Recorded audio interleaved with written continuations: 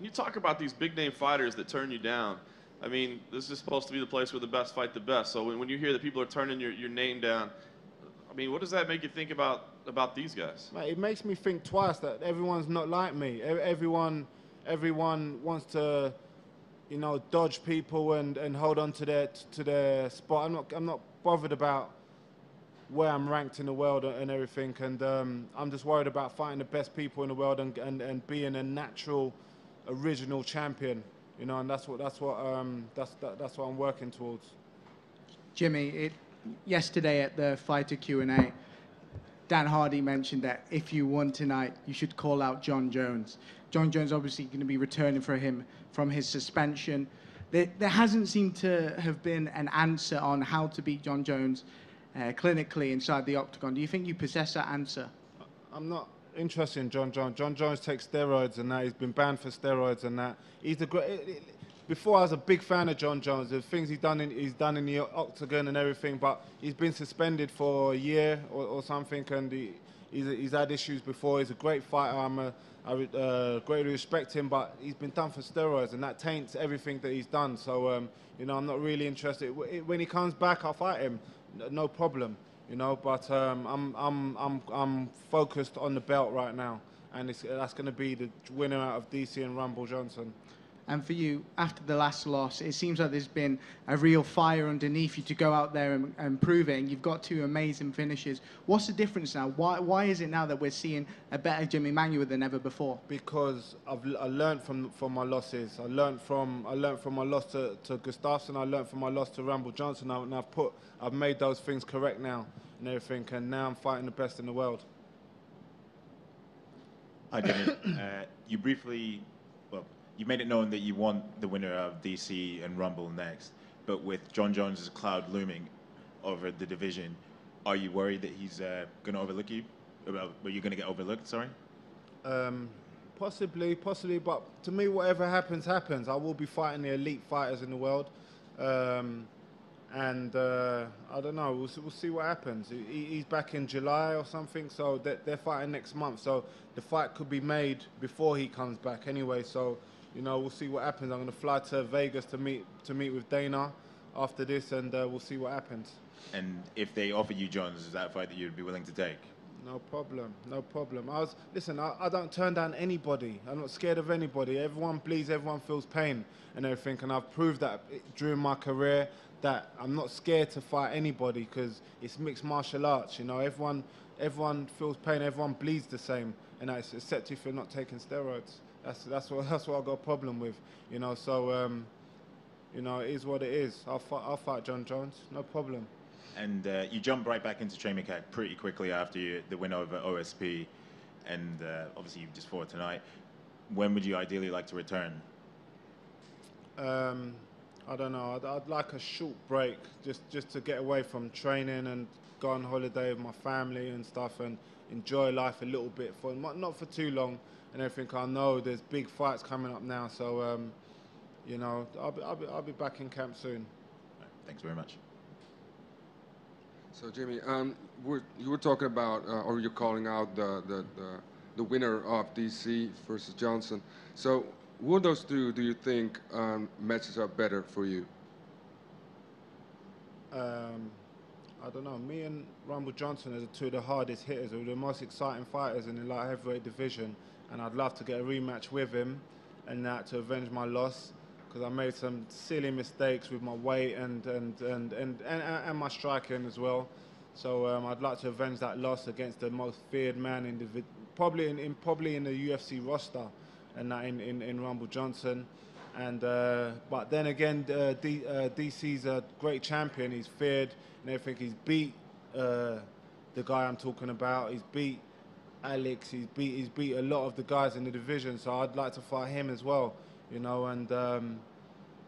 don't. To me, I don't care. I don't care who it is, because DC's more wrestling based, and that Rumble's more striking based and everything. So to me, I don't care. It's mixed martial arts, Okay. So you just told us that you learned from your losses. So what would you do differently if you're fighting Anthony Johnson the next time?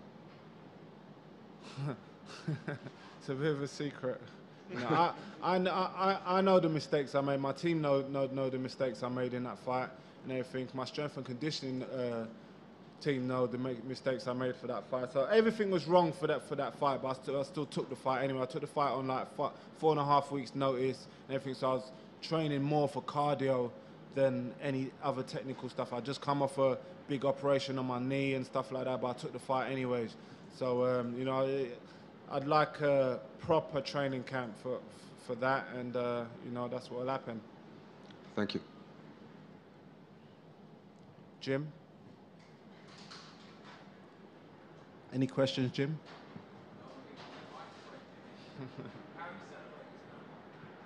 I'm not. I don't know. I haven't even looked at my phone. I've got so many messages and that, but I might go out. I'm not sure, but I might celebrate with a holiday with the family. Yes. Did you like the knockout? I think the powers that be like the knockout again. So you know, they rewarded me with a bonus, and I'm thankful for that. It's near. I think that probably tops. That probably tops it, especially it being in my hometown of London, getting a clean knockout like that and everything. That probably tops the greatest moments. Thank you. Jimmy, last one from me. Is there a message that you want to send to DC and Rumble? No, they're two great fighters. They're two of the best fighters in the world, and you know, I'm not one for trash talking or anything. And you know, I do my talking in the octagon and that. So you know, just get ready for a big challenge coming your way. Talk to us about the call out of, first of all, of the world title, and also of David Haye, because that's going to get you a lot of headlines in the next few days, I'm sure. Where is your mind at right now? If you were offered both those fights on a plate right now, which one are you taking? I'll probably go for the UFC title fight. The winner out of DC and Rumble, but at the same time, why not have a fight with David Haye, two of the hardest hitters in London and everything, and I think that fight makes sense. Is that something that you discussed with your training partner Dillian White? Nah. I didn't discuss that with him, but you know, Conor wants to fight Mayweather. Why not have me and David Haye on the same card? How satisfying is it to know that you've now pretty much bridged the gap from the pack to the contenders now? You're in that elite group at the very top of that light heavyweight division. Listen, I think I've always thought I was in the elite group, but it was just a matter of getting the great performances put together, and I've done that twice in a row now. So you know, it's time now. I believe my next fight will be for the title. And you know, I can't wait. I've trained so hard over the years, and especially after my last fight, I went straight back into training camp, and you know, I haven't really had any rest since my last fight. So you know, it was great to finally get a clean knockout. Jimmy, do you believe that you could be the next British champion? 100%. Like I said, one shot, one kill, and everything. Me and Rumble Johnson are two of the hardest hitters in the division. If he comes through DC, then that'll make for a spectacular fight. And obviously, if DC retains the title, how do you see? Then I see me and DC having a spectacular fight as well. He's a great champion, and like, you know, I don't know. Let's see what happens with them two, and then we'll see where we go from there. And Michael Bisping obviously is our first UK champion. Do you take any inspiration from that at all?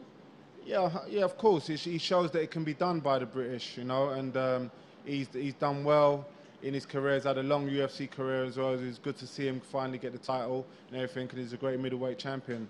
But you know, I've had a different path from him. I'm a knockout artist and everything, so you know, I'm a more spectacular fighter than him.